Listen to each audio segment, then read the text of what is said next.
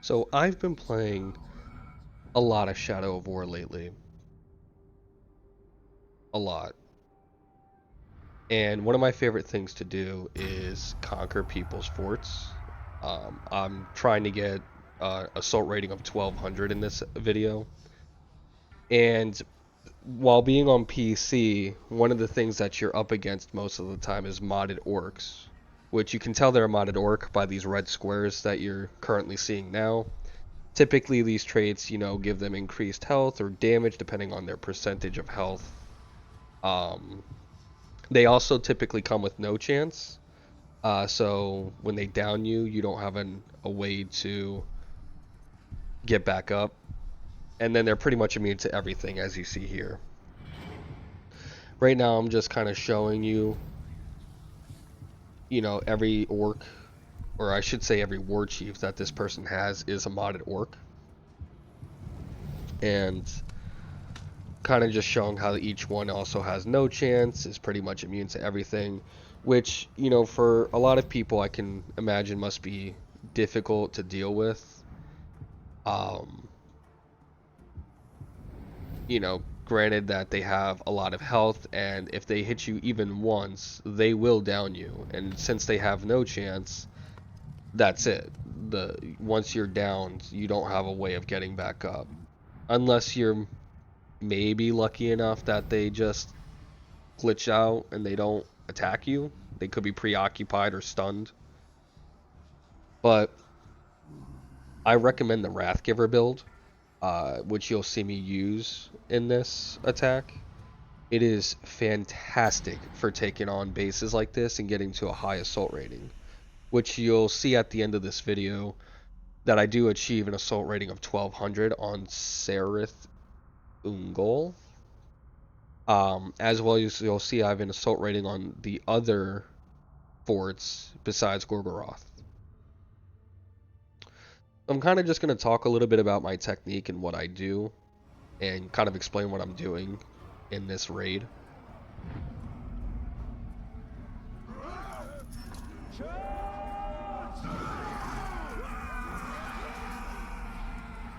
So the first thing you'll notice is I immediately go for my Wargrog, and it's to break down the gate here. However, my dumbass kind of ran him into my sappers, which luckily for me, they were able to blow up the gate. But other than that, typically I use the Grog. Now, here's where the Wrathgiver build kind of begins. For those who aren't familiar, there's a sword that gives you like 10 points of wrath every time you use an execution. But for some reason, your ground smash, when there's no elements on it, will also can be counted as an execution. And with it being an AoE, it just immediately fills the bar, which gives you a constant use of wrath. I also have a ring that gives me a 33% decrease to my wrath usage while using it, I guess I should say. So it takes forever for my wrath to deplete, and coupled that with Wrathgiver and the ground smash, I can refill the bar faster than it can deplete, as long as I make sure to use my ability. And you'll notice that I pretty much hold Wrath for quite a few points here. And we're kind of rounding the end to capturing A. So in order for me to get the gold on a base like this that has difficult orcs, I typically focus the war chiefs. The reason being is the captains do not matter once you capture the last point. If all the war chiefs are captured, whether that be you recruit them, kill them, they retreat. If all of the war chiefs are gone, then you can just immediately go into the Overlord's room. All the captains end up giving up. So you'll notice here on point B, I'm just focusing the captain, or the war chief. I'm not caring about the captains at all. And eventually I do end up breaking him. I end up recruiting him. And then afterwards I guess my war chiefs come in and capture the point. Yep. Here I am recruiting him now. So this is basically the fastest way that I have found to do it. Now, being in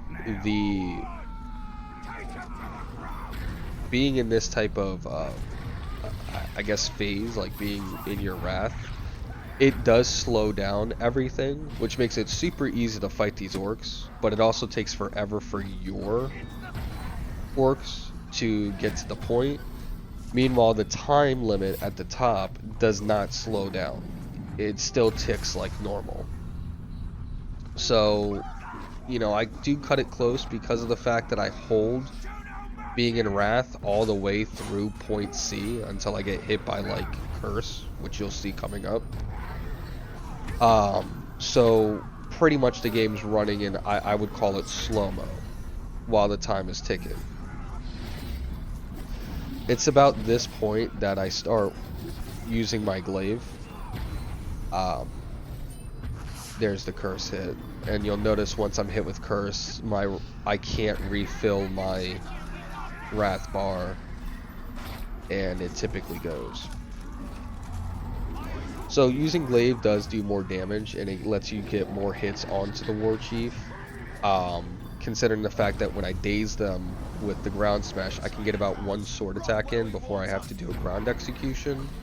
Otherwise, if I try for another sword attack, they just sweep me off my feet and I don't do any damage. The other thing that you want to do while fighting these guys is to constantly be mobile and constantly moving around. Because again, sometimes, for some reason, and I don't know if it's for me, but it could be for other people, the little prompts that someone's attacking you do not pop up. And if you're hit, like I said, it's an instant down, even with full health. And even in that situation, with no chance, you don't have the ability to try to survive. So it's very important to keep mobile when you're fighting these orcs, which is why I do my best to try to separate the war chief from his captains, so that I can just focus on hitting him without worrying about a captain coming up and sneaking a hit on me. I'm not worried about the minions, you know, because if they hit you, you're fine. It's just the war chiefs and the captains that you need to worry about. So here I am, I've got him wedged in a corner and I'm spamming the glaive attack on him. There goes the ground execution. Doing this ground smash does keep them stumbled, which allows me to break through his shield. You'll notice that with modded orcs, a lot of them have the spear and shield because of the fact that the shield blocks all frontal attacks. So it's very difficult to kind of combat that. And again, the ground smash is a great way to combat it, as it causes them to stumble, and then you can just wail in with the glaive.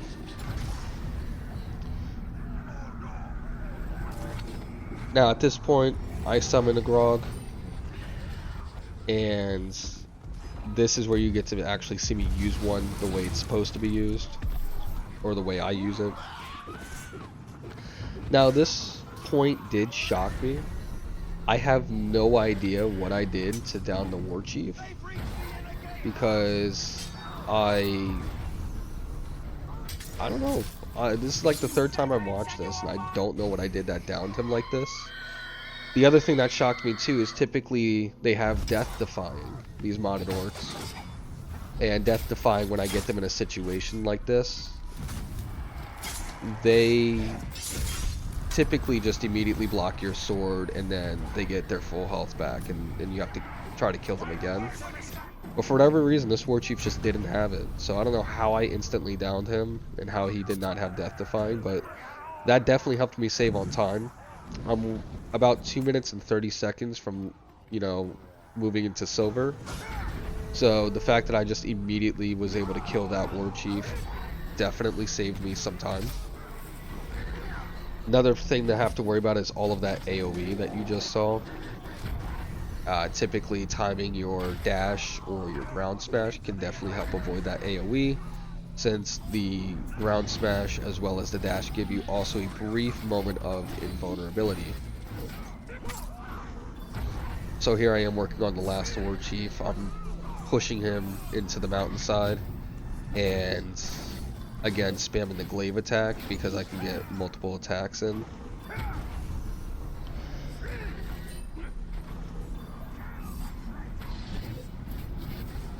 And there he is, finally broken and recruited. And as you can see, you know, even though they're modded orcs, and they're much stronger than I guess what anyone is supposed to be able to make an orc, they're not impossible. So I don't mind them too much, especially if you have like the right build, and the Wrathgiver build just makes it way easier to deal with these guys. Because I was fighting them without the Wrathgiver build before, and they were much harder.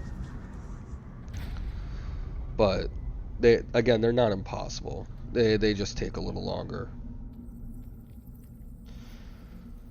So at this point, I'm pulling up to the Overlord. Now, again, in this section, you have to be pretty careful because they're not going to be distracted by any of your captains or any other orcs that you have.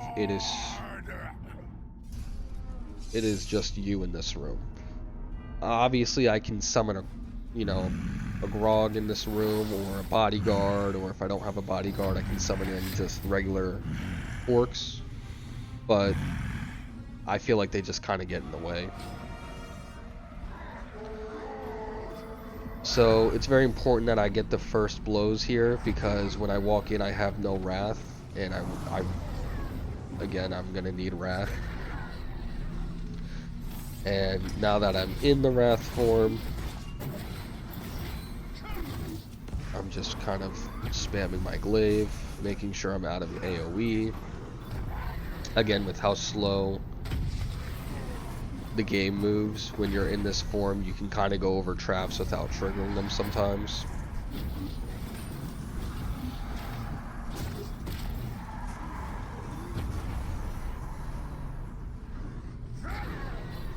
And again, I'm very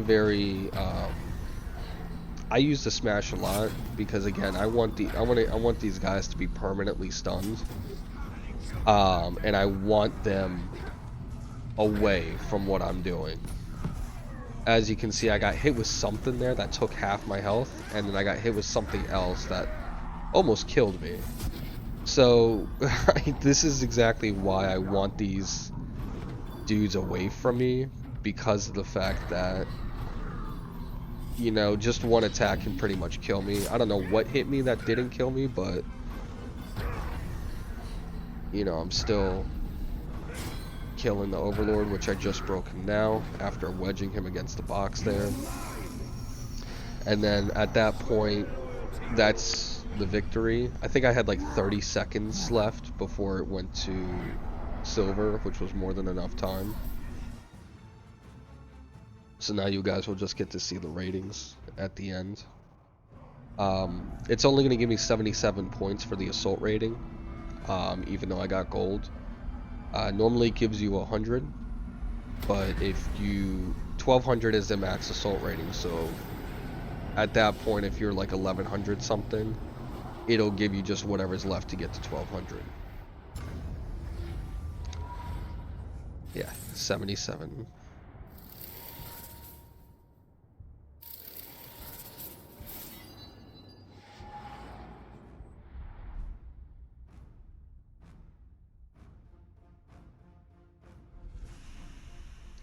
I definitely plan to post more videos of Shadow of War, because again, I do enjoy these fortress combats. You know, conquering someone's fort, growing my army, stuff like that. It's an extremely fun game for me.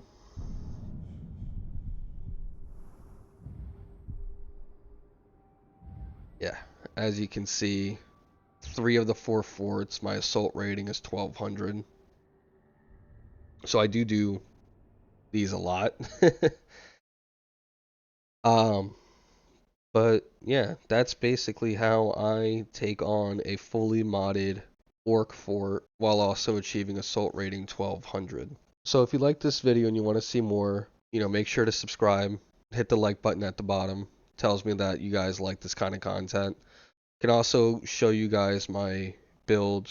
A lot of my build comes from other YouTube videos and browsing Reddit, a lot of Reddit. Can also make a tutorial on how to get Wrathgiver. A lot of what I do is just search YouTube and Reddit myself, but I wouldn't mind making my own tutorial to kind of help everyone out on what I did to get Wrathgiver. It took me about, I want to say, 15 minutes to get Wrathgiver. And I know for a lot of people who play Shadow of War, they have a tough time getting Wrathgiver. And then I can also make a video about the ring that I use. Again, I hope you guys enjoyed. Take care.